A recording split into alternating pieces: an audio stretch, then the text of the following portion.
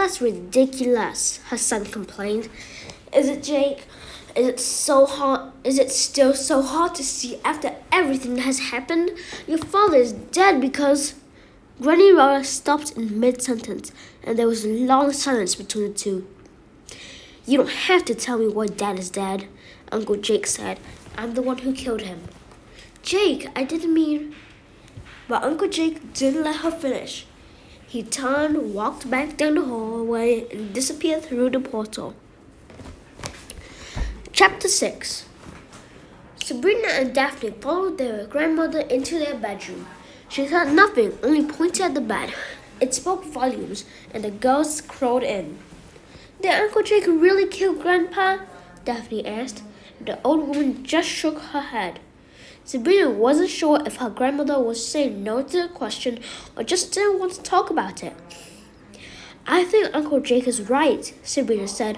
When are you going to teach us how to use the magic in the Hall of Wonders? The old woman cringed slightly, as if the question physically hurt her.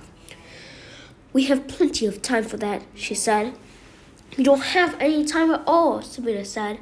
Uncle Jake and I discovered Red Riding Hood's plan. She's trying to rebuild her lost family. She's got Mom and Dad and some poor family's baby. Now she's coming after you. Daphne gasped. Is that true? That's not going to happen, the old woman said as she pulled the covers over the girls. Nothing bad is going to happen to me. Can you guarantee that? Sabrina said. Because if you can't, the two of us will be left alone in this town. And you saw how angry everyone got at the school. If something did happen to you, would the two of us be able to protect ourselves? Sabrina, stop! Daphne demanded. Sabrina's angry words rang in her own ears. It had been a heartless thing to say to her grandmother. She wished she could take it back. The old woman looked stunned for a moment and then turned and exited the room without even a good night. You know what? I have a question, Sabrina, Daphne said. When are you going to stop acting like such a snot? Daphne, you didn't see Red Riding Hood or the Jabberwocky, Sabrina grumbled. I did, and Granny needs to take this seriously. Daphne crossed her arms and huffed, then turned her back on her sister. She pulled the pillow from underneath her and put it over her head to block out Sabrina's voice. The next morning, Sabrina woke early in hopes of having some time alone with Uncle Jake. Maybe they could go through the journals and look for any information about Red Riding Hood and the Jabberwocky she might have missed. Unfortunately, he was gone when Sabrina got downstairs. Instead, she found Granny Rhoda parked in her chair at the dining room table, sipping tea and writing in her own journal of fairy tale accounts. When she saw Sabrina, she smiled as if the previous night's argument hadn't even occurred. I called the pharmacy to find out if there's anything we can do about the mark on your face, the old woman said. Unfortunately, it looks as if only time will help. They assured me it will fade in a couple of days. Sabrina scowled.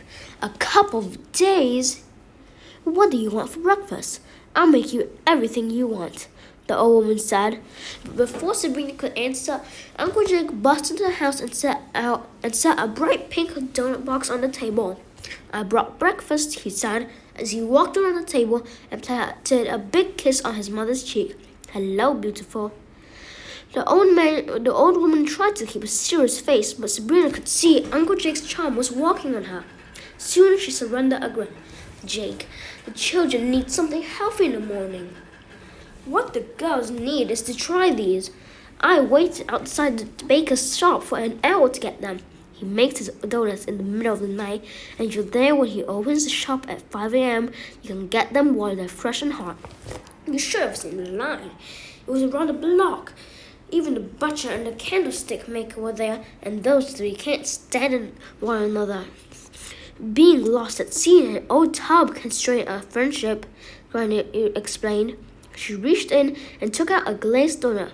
When she took a bite, a huge smile came to her face. Oh, these are heaven. I know, Uncle Jake said with a laugh. I already had 7. I'm as hyper as a 3-year-old, so I hiked up to the top of Mount Taurus. Sabrina, you have to go up there with me sometime. From the top, you can see the whole town. I was up there last week running from the Jabberwocky, Sabrina said sarcastically. Not quite the experience I had, huh? I had forgotten how beautiful Ferryport Landing is in winter. Yeah, all 4 blocks of it, Serena thought. Daphne and Elvis entered the dining room. I smell donuts, Daphne said. Elvis's tongue was hanging out and dripping drool on the floor. Help yourself, Uncle Jake said, opening the lid of the box. Daphne reached inside and took 2 donuts. 2? Uncle Jake said with a grin. One's for Elvis, the little girl explained, tossing one into the air. The Great Day leaped up and snatched it into mid-flight. Sabrina wondered if he even tasted it before he swallowed it whole. Daphne bit into hers first and sank into a chair in a dreamlike state. Oh my gosh, she mumbled with her mouth full. Sabrina, Uncle Jake said, offering her a donut. She reached in and took one. They were warm and sticky. She took a bite and couldn't believe how delicious they were. It was like biting into pure happiness. It was all sugar and butter and love. Good, huh? Jake said with a wink. Sabrina nodded, afraid that if she opened her mouth to talk, some of the experience might escape. Mom, I got to thinking. You said yesterday that you and the girls have been pretty busy since they arrived. That's a real shame. This town has a few interesting spots, and I bet the girls would love to see some of the places where their dad and I used to hang out, Uncle Jake said. You mean the places you two used to get into trouble? She said knowingly. Exactly. He leaned over and kissed the old woman on the cheek again. It'll be fun. Granny nodded reluctantly. Great, Uncle Jake said. He scooped up the pink box of donuts and raced out of the room. I'm going to make sure Mirror gets one of these. Just then there was a knock at the door. Who could that be this early in the morning? Granny wondered aloud. Sabrina shrugged and went to the door. When she opened it, she was so surprised she nearly fell over. It was Mayor Charming. Snow White stepped out from behind him, followed by his personal assistant, Mr. Seven, who was wearing the biggest grin she had ever seen. Good morning, Sabrina. Is everyone home? Snow White asked. Billy has something he'd like to say to your family. The mayor looked annoyed. Well, Captain, permission to come aboard, he said sarcastically. Sabrina scowled and prepared to slam the door in his face when Granny came up behind her and invited everyone inside. Rhoda, I know it's early, but I wanted to make sure you and the kids were okay after what happened yesterday, Miss White said. Oh, no harm done, Granny said, flashing the mayor a disappointed look. Billy also has something important he wants to say to you and your family, the pretty teacher added. But first, he has to get ready. Mr. Seven, if you would be so kind. The little man reached into his jacket pocket and took out a small wad of paper. He unfolded it quickly and handed it to the mayor. Charlie stared down at it with a scowl. Serena recognized it at once. It was a paper hat with the words, I am an idiot, written on it in big black letters. The mayor often forced Mr. Seven to wear it. Do I have to? Charming groaned. Billy Charming, Miss White scolded. You promised. The mayor scowled and set the hat squarely on his head. Sabrina couldn't help but laugh, not so much at Charming's humiliation, but at the expression of triumphant satisfaction on the face of his diminutive sidekick, Mr. Seven. The dwarf looked as if he had just won the lottery. I'm sorry, Charming whispered. I don't think they heard you, Snow White said. Well, then they all need hearing aids, Charming snapped. Billy, you said you would do the right thing, and if you don't, I will never speak to you again, Miss White threatened. And you know I mean it. We went a few hundred years without saying even a word to each other. Mr. Seven stood off to the side, snickering as Charming shot him a nasty look. The little man straightened up, but went back to giggling as soon as the mayor turned his attention to the Grimms. Charming sighed, and his broad shoulders and chest seemed to deflate right before Sabrina's eyes. I'm sorry I turned on your family at the dedication ceremony yesterday. Sabrina was stunned. Charming had never apologized for anything as far as she knew, and she had 200 years of family journals to prove it. She realized just how much power Snow White had over the mayor. But you have to understand, this family is like a cancer that's threatening to eat me alive, Charming continued. Miss White gasped. Don't sugarcoat it, Maya. Tell us how you really feel, Sabrina grumbled. It's the election this weekend. I didn't expect to have an opponent this year. If the Queen wasn't running, the only thing your president would have given me was indigestion. But now that I might lose my job, the last thing I need is for the voters to start thinking that I'm aligned with the Grims. There's no time for damage control like that. I hardly have time to buy the votes I need and hire people to stuff ballot boxes. Miss White's eyes flared with anger. The look was not lost on the mayor. Get my message of hope out to the community, he finished. And the last thing you need is to look like your buddy with a bunch of lowlifes like us, Sabrina replied sarcastically. See, Snow, the child understands, Charming cried happily. This hasn't been a good year for the town. The giant caused millions in property damage, and replacing the school cost millions more. Ferryport Landing is flat broke. People are starting to think a change will be good, and trust me, the last thing you want is Mayor Hart running this town. I absolutely agree, Granny said. If being anti-Grim keeps you in office, then do what you have to do. Rhoda, I can't believe you, Snow White said with disappointment. Do you know how hard it was to get him to apologize? And here you are encouraging the bad behavior.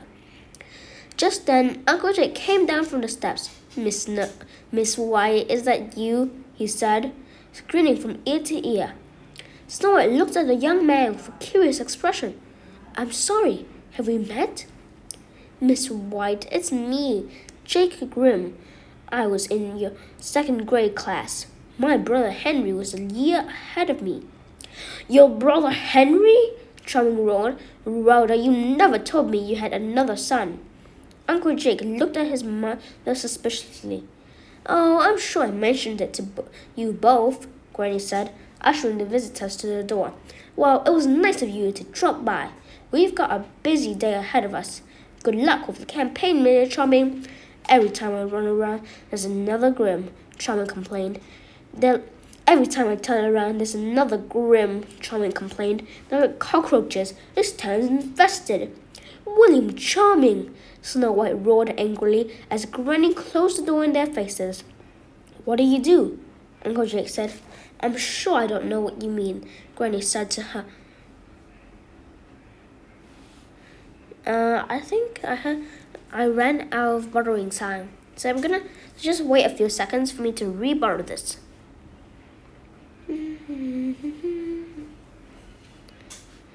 That looks better. I'm sure I don't know what you mean, Granny said to her son as she turned and went back to the dining room. He chased after her. Mom, Hampstead doesn't remember me, and he caught me and Hank skipping school probably 1,000 times. Snow White doesn't remember me, even though I wrote her a love letter every day until I turned 18. Charming doesn't remember me, even though he threatened to have me arrested and had my face put on wanted posters all over town. People forget things, Jake, Granny said. It has been 12 years. Mom, I'm not bragging when I say this, but let's be honest. I'm pretty hard to forget. Granny Rhoda looked around the room. Everyone was staring at her. Even Elvis cocked a curious eyebrow. The old woman shuffled her feet and stammered a bit until she finally decided what to say. They don't remember you because I had the whole town sprayed with forgetful dust. You what? Uncle Jake cried. When everyone found out what you did, there was chaos in the streets, Granny Rhoda said as she cleaned up donut crumbs. There was a mob outside my door for 2 weeks. People were getting hurt. It had to be done. What do? The girls asked Uncle Jake. Their uncle ignored the question. So everyone has forgotten about me? Not everyone, Granny continued. Mira and Mr. Kenneth remember. Looks like this is the end of this video. So I'll see you later. Goodbye.